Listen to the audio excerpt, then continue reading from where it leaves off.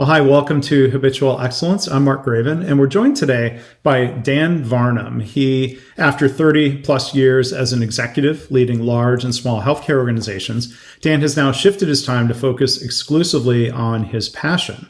And we'll have a chance to explore that today. That passion is developing executive leaders so they can reach their full potential. So he's doing that as an executive coach through his company, Varnum Group, LLC. He has a Bachelors of Science in Industrial Engineering. So I'll say hooray, IEs, since I am also one.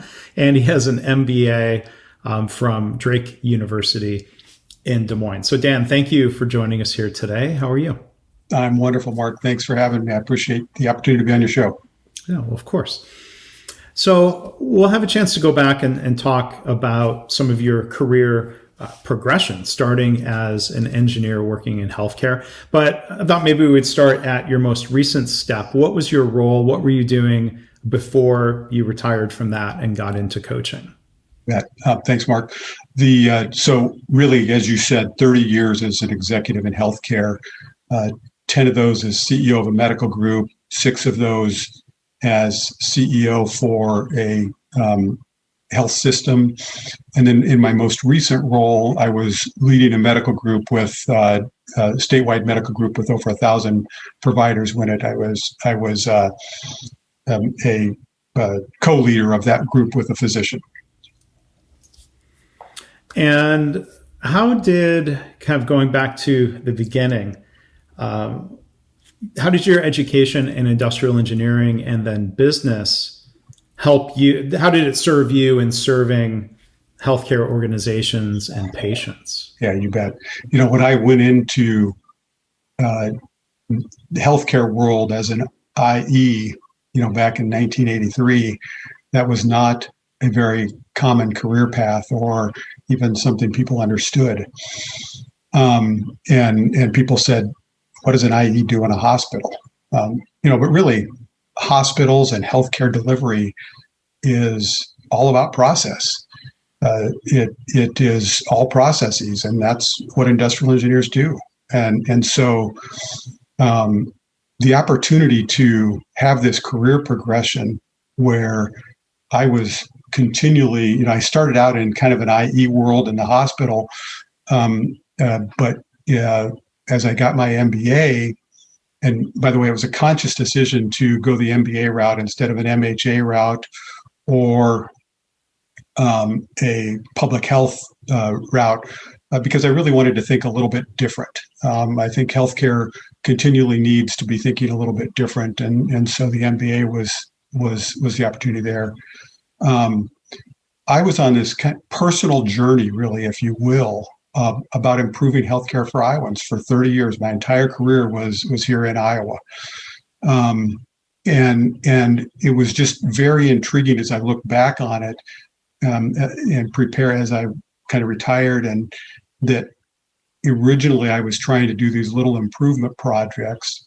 And towards the end, I was really working to change culture in a health system using many of the same principles that just grew as I developed myself over time. So can you think of an example, or what is one of those principles that scales? Like, even thinking today, if some of our listeners are doing improvement projects, and then we have some listeners who are executives who are trying to transform culture, what's at least one of those principles that comes to mind for you? One of those is following your values, at the very highest level. And when you think about the Shingo, the cultural enablers of humility and respect, and just really getting your head around the fact that everybody and all the work that they're doing, so it's really all about values. Values, I think, drive culture. And so having those values of humility and respect and transparency and trust are just so critical. So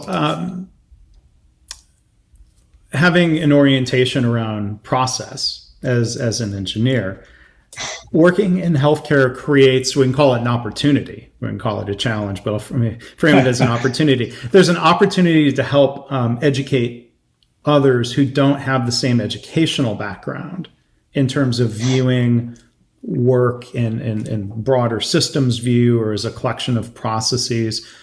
Before we talk about leadership development and culture, can you think of some times where you helped partner up with clinicians or people who had a different educational background to help them see, as you described it, work as a series of processes? Yeah, you bet. I mean, I'll just say the value in the OR, I'll use an example of making changes and improvements in a project type orientation where all of a sudden the physicians are seeing on-time starts really occur on time. Creates great buy-in to be able to understand, okay, then how did we get there? Well, we got there by really truly going upstream and understanding what are the processes that we had to change or improve to be able to make that happen. And those wins, whether they're big or small, is what helps create the understanding and value of the process. Yeah, I mean, I think it's helpful instead of a lot of times people try to talk about gaining buy-in for a solution, but if we're focused on making work easier and less frustrating for the clinicians so they can provide better value to patients, that absolutely. What are some of your thoughts on trying to build that buy-in around the purpose and the problem before talking about the solution? Well, the clinicians are all about what's best for the patient. And they're also scientists, and they also, like every human, want things to be easy for them, just like the nurses and you and I. And so really it's a common buy-in, it's a common thread that just those individual wins around the success of a process result that makes the clinician's lives be easier, the patient's lives more predictable, really is what brings it all together. Yeah. And when you talk about projects, it seems like there's an implication there. I guess I'll ask it as a question. Are projects enough to change culture, or it seems, sorry to answer my own question. It seems like you're suggesting that projects are not enough. Yeah. Projects, do you agree with that? Yeah, projects are a great starting place to build education, to build understanding, to see the impact of change and get that buy-in. But they're not enough to change culture because without deep leader understanding of what's going on and what really is happening upstream, or downstream, whichever way, the result of the process, and truly thinking in that way, you can't get there. And so, as you kind of progressed in your work, coming from engineer hat to business hat, from projects to culture, when we think about creating that culture or transforming an organization, how did developing leaders become such an interest or a passion of yours? It was when I first became CEO at Mercy North Iowa. I signed up to attend a class that was actually being put on by Value Capture. This was probably in 2013 or so. It was called Enduring Excellence. And it was 3 sessions that were 2 days, and it was for CEOs to come together and talk about how to lead change. And it was hosted by Mr. Paul ONeill, who was the CEO of Alcoa and the founder of Value Capture originally, I believe. He was part of the founding team. Yeah, founding team, and John Toussaint, who was the CEO of ThedaCare. And attending that class, a couple of deep things that I learned. I have to admit, I went into that class thinking I had a pretty good handle on things, and I knew things, and I was checking a box. And I came away from that with a truer, deeper understanding of how little I knew. As Mr. ONeill talked about his values and the importance of safety in leading an organization, and the demonstration that true concern for safety of patients and of colleagues and staff, and that he demonstrated every day, led people to know he genuinely cared about them as humans. And then Dr. Toussaint's conversations and learning about really what he'd learned as a physician going to Gimba and seeing where work really occurred, and understanding the details of the work. And in addition to that, really understanding the leadership system, and the importance of a leadership system instead of projects, really helped bring me together to say bring things together for me to say, this is about culture. This is not about projects, and projects can get you part of the way, but without that value perspective and the true, genuine caring for individuals, and really getting to the front line and talking with those individuals and learning what goes on and giving them the tools to empower them to do things, that's how you really change culture. Yes, and we just a couple of weeks back marked the 1 year anniversary of Mr. ONeill's passing. So in the previous episode, we had a chance to talk with his son, Paul ONeill Jr. So if people haven't heard that, you can go back to the previous episode and hear that, some of his reflections around similar points that you shared, Dan, and Paul Jr., along what you were saying around genuinely caring for people as humans. Paul Jr. I just want to pause for a second and like I had really just 3 short sessions where I was with Mr. ONeill, the impact he had on me, and the learning I took away from that about really caring about people. It's not that I came into it not caring about people. I just didn't see it as deeply as he did. And it was just very powerful for me. So a lot of respect for him through the years, and I've always cherished those times. Oh, well, thank you. Thank you for sharing that, Dan, because likewise, I had personally, relatively limited direct interactions with Mr. ONeill, seeing him speak or getting to talk in small groups. But yes, he had an outsized impact. Yes. Relative to the time with people. That was part of, I think, his what made him such a great leader. But Paul Jr. was talking about, I think Paul Sr.'s terminology. He would try to gauge if a leader was real about it. You use the word real, or you were saying genuinely. There's a difference between a statement and the values printed out and put on the wall or on the website versus really truly living it every day. Like, can you elaborate on that? Because I think that's an important point. Every organization on some level will say they put patients first, and they're trying to create a culture of continuous improvement. But then there's sometimes still a gap for leaders to identify and close. So I was wondering if you could share more thoughts on that.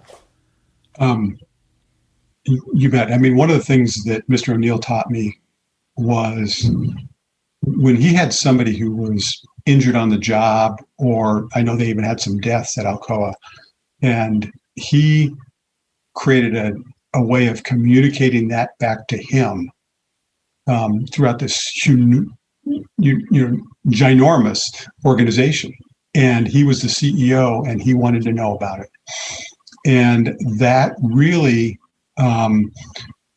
created for me a change in perspective about things that I really, so then when I started having injuries at our health system, I would, on multiple occasions, attend a on-site immediate review where we talked about who got injured, what happened, and what can we do differently next time? And those are things that take time. And so that genuine concern, it's, convenience to send a report to my desk that I initial and pass on. It's genuine concern to be there and truly want to deeply understand what happened and what we can do to prevent it from happening again. And so I think that kind of really in true engagement of what's going on is a big part of that genuine concern. And, it truly comes from the heart too. You have to really be willing, and then you kind of build on it, because quite frankly, the first time you attend one of those and you see what happened and you learn about your people and the situations they're in, you want to be back there because you really truly don't want it to happen again, and you want to learn why it happened, and you don't want it to happen to anybody else. And so it becomes impactful to make those initial steps. Right. So earlier, Dan, you said that values drive culture, and then we've got either intersections or alignment or conflict between culture and strategy. I was wondering if you could, for the audience, connect some of those dots of how do we make sure that the right values are driving the right culture? How do we make sure that our culture is aligned with strategy? Yeah. Well, one, I'd just say that culture, I genuinely believe, is all about leadership. And leaders drive the culture of the organization. Everybody's watching their actions, their words, their reactions, even the little subtle reactions where, you react and you think, I got to catch myself. Everybody sees that. I actually even heard during the NCAA tournament this year, Mark, one of the coaches was talking about actually they tape themselves during the game so that they can learn from themselves how they reacted to different things to be able to learn. And that kind of hunger for self-awareness, I think, is just so critical for leaders to, and then this coach talked about how he would actually go back and watch those because he wanted to understand the impact that he had on the team and players by his initial reactions. And so how did he manage that? And so I think that hunger for learning and self-awareness is really important for leaders because that drives culture. And I think it's a complete. And so then I'm just a firm believer that culture wins every day, because without culture that is aligned, it is really, really difficult to get organizational alignment around a strategy or around key metrics. Because if culture seems to be not genuine, then why would I believe that the metrics that we're pushing for are genuine? And so that connection between culture and strategy is, again, I just don't think strategy can work well without culture driving it. Mm-hmm. So there's a lot of good points there. And I think this idea of self-awareness is an interesting one. Maybe we can explore that a little bit more. Whether it was yourself as an executive or if you're coaching another executive and how they're interacting, how they're responding to things in meetings, or if they're out, let's say, observing a huddle, or they're out in the workplace somewhere. You might not literally have videotape, but I was wondering what your thoughts of, sort of having somebody observe and give feedback. Of Dan, when somebody brought up an idea, you kind of scrunched your face in a way that looked disapproving, or because that's something I try to be more aware of. Absolutely. It's one thing to, sometimes it's easier to control your words than your body language. Oh, I could not agree more. And I would say, so a couple things. One, I actually, when I would go out to huddles or places where I was having to respond, I tried to have people with me, and not all the time, but on certain times, and would ask them, and I also aligned myself with 2 or 3 key people that I knew would be honest with me, because I'm telling you, when you're the CEO, everybody laughs at your jokes.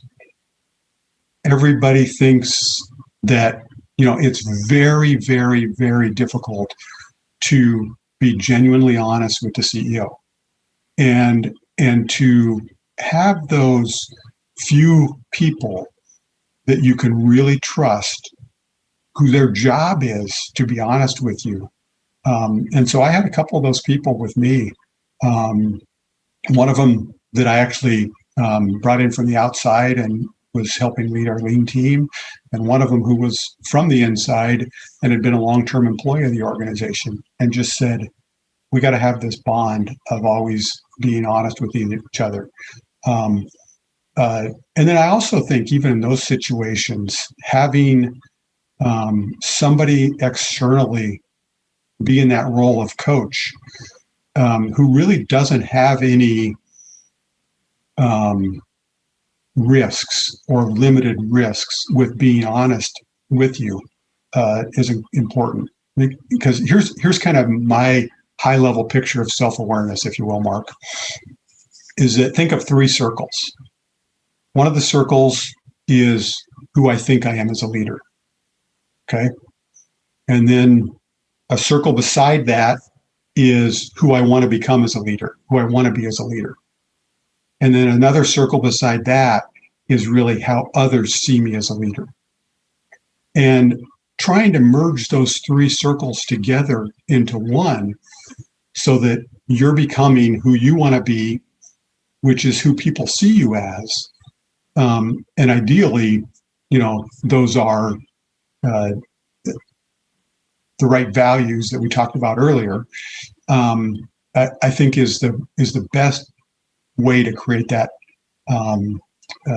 Somebody who can really truly achieve that has good self-awareness. And I don't know that we ever achieve that. I think that just like everything we do, every process, every work we do, self-awareness is a continuous improvement cycle that never ends.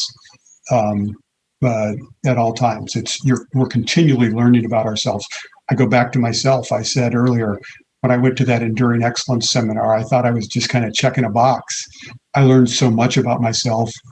I became exhausted with how much I had to learn to get better. Mm-hmm. Mm. So those circles you're talking about, it's sort of like a Venn diagram, not How much overlap is there? How do we bring that's a great improvement of my example. Thank you, Mark. Okay. Well, at first I was picturing sometimes they think of circles within circles, but that's okay. So I think I got the right. It's a Venn diagram if there is overlap to start with, but that's a great improvement. And hopefully there's overlap. Hopefully there's overlap, and then if there's a gap, I mean, maybe it's fair to say self-awareness. The ideal state of self-awareness would be perfect overlap between who I think I am and how others see me. So hopefully there's at least some overlap as a starting Absolutely. point. Yeah. To be coachable. Oh, exactly. Yes. And honestly, again, I think I said this earlier, but I just want to reinforce it. One of the most important components of this is willingness. Because if you don't have a willing participant who really wants to become self-aware and wants to learn about themselves, it's like for all the individuals out there who have tried to lead lean deployments or any kind of cultural change deployment, if it's not genuine, you won't get anywhere. And so you have to be a genuinely willing participant to want to learn about yourself to get better. Yeah. And then this gets a little bit meta, and I mean it only half jokingly. Somebody could say, I'm extremely self-aware, but there might be a gap. Others might look and say, I'm not sure. Your confidence in your self-awareness is maybe illustrative of not having perfect self-awareness. Well, and that's why I believe the outside perspective is so important. to help you with that, because I'm a big believer in 360 feedback to do that. And I don't necessarily mean 360 survey.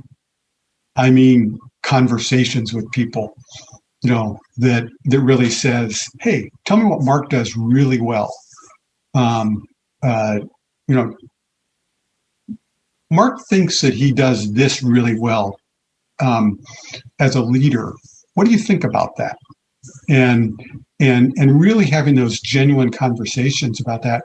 And ideally, one of the values that an executive coach, external executive coach, can bring is kind of a comfort area and a faith and trust that, hey, this really is going to be a confidential conversation. And Mark really does want to be better at what he does. And whether it's an internal person or an outsider, it seems like part of the role of the leader is to create an environment where people do feel safe. So we often use phrases like psychological safety. Yes. It's not enough. Like there could be a different disconnect in an organization where a leader says, well, I told you to speak honestly, and people still might not feel comfortable doing that. Or sometimes you see it illustrated in terms of someone will say, but I told you I have an open door policy, but people aren't taking advantage of that open door. Might be. Why aren't you? Exactly. It's like you said, that cringed face reaction that you don't realize you're doing. Yeah. And somebody helps you to learn about that cringed face later on. Mm-hmm. And so what else can you do as a leader to help create that safety? You used the word trust earlier, whether that's please give me honest feedback. Please speak up about opportunities for improvement in our processes. Please speak up about risks, or please speak up about disrespectful behavior that might be existing in the organization. Because there's a risk that a leader is shielded Absolutely. from any or all of that. What can you do about that? It's one, actions speak louder than words, as we all know. It's phrase has been around forever, but you really have to show appreciation for that honest feedback. And again, I probably overuse the word genuine, but genuinely show appreciation for honest feedback and learning. And your actions to act on that. And hey, I really learned from these conversations that I'm doing. I say I have an open door policy and I don't. We're going to actually make this change so that it really does become more clear that it's open. And I am sorry for saying this, but really not demonstrating this on an ongoing basis. So you've got to demonstrate that through your actions to help people get there as well. Yeah. So maybe one other thing we can touch on before we wrapped up, Dan, when you talk about leadership development, and you've led, like you were saying, health systems and medical groups, can you talk about leadership development for physicians and physician leaders? Why has that been such a crucial interest and effort of yours? Yeah, well, one is that physicians are the captain of the ship. They are incredibly intelligent individuals. They care deeply about their patients. However, a lot of their training hasn't necessarily always set them up to be in those leadership roles for a large leadership role. Certainly, at the bedside, in the OR, they're clearly the captain of the ship and leading. But in their training, they might have situations where they've been put in where, they've got to demonstrate their ego instead of their humility. They have to do everything as they're being trained instead of delegate. And so some of these training things that they take on don't set them up to think about how work really gets done in a large healthcare organization. Understanding the details of, they walk into a room they see a patient, they write some orders or say some orders, those orders are implemented, and then they move into a complex process and try and change it in an organization and say, well, I think we need to do this, this, and this. Let's make it happen tomorrow, like it was with my orders. And it just doesn't work that way. And so having somebody that's working with them, and that's where I think a lot of dyad partnerships have worked really well, but also having executive coaching, potentially working with physician executives that are new, to help them learn, how do large complex organizations really get work done, understanding the importance of developing these relationships and all the pieces of the puzzle and how it all works together. And so as I've worked with multiple physicians in the past and had helped them see things from that perspective, it's just so powerful to watch what they can get done and how they can move an organization with their words and their vision and their sight. And so I think that just the energy that it creates by getting physicians to be leaders is a joy. Yeah. And you talk about that collaboration and that combination of different backgrounds and perspectives. I've also found that to be really powerful. But it's fair to say, I mean, it's pretty rare for an engineer, yet alone a non-physician, to be president or CEO of a medical group. Is that, I don't have the data in front of me, but fair to say? I don't know a lot of engineers that have been presidents of medical groups or presidents of health systems. There are not a lot of us out there. That's probably true. Yeah. But imagine have you always at some point built trust at lower leadership levels to then be accepted as president and CEO of, let's say, the medical group, or how did that play out? Yeah, no, if you were to ask people I've worked with through the years, I've always been somebody who just has this curiosity and will go learn from anybody at any point in the organization. Why is this working this way? So long before the word Gemba was popular in our culture, my curiosity to just say, how does this work? Why do we do it this way? Has always been there. And I think that's probably, comes from my engineering background or training, or maybe my engineering background and training occurred because I have that curiosity. I don't know which way it is. Yeah. Yeah. There's a lot of nature, nurture questions when it comes to our professional directions and professional tendencies. Exactly. But you're making me think of, just as a final thought, there's a Walt Whitman expression that was popularized in this past year in the show Ted Lasso. Have you seen that show? I'm 3 episodes in. Okay. So it's not a spoiler, but there is an episode. I won't give you the full context, but where Ted Lasso, the character, quotes Whitman, be curious, not judgmental. Yes, with the darts. Oh, okay. So you did see that episode. Well, I have not. Okay. Go, continue, Mark. Please continue. But I'm sorry. I'm so sorry to interrupt you, but it's all right. My pastor at church used that clip as part of his sermon. And that's what actually got me to go watch Ted Lasso, because that clip of him really talking about curiosity and humility and learning as a leader is just so powerful. So I apologize for interrupting you, but you got my excitement going. No, it's all right. That's okay. But I mean, I think that part of why that resonated with me, it's a powerful scene in the context of the whole series, but it's a good reminder, as a lean practitioner or as a leader. So it made me reflect. Like, if there are times I'm being judgmental, it's a good reminder to step back, be curious, ask questions. I mean, this comes back to Stephen Covey, seek first to understand. These are always good reminders.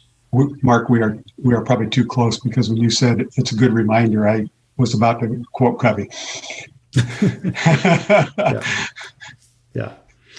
Well, Dan, thank you so much for being here and sharing some of your perspectives and your experiences. If people want to go learn more about Dan and his work, his website is Varnum Group LLC.com. But Dan, really enjoyed it, and thank you so much for taking time to be a guest. I enjoyed it as well, Mark. Thank you very much for the opportunity.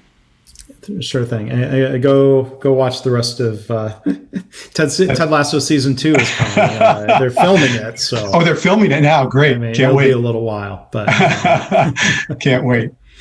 All right. Thanks. Thanks, Mark. Bye-bye.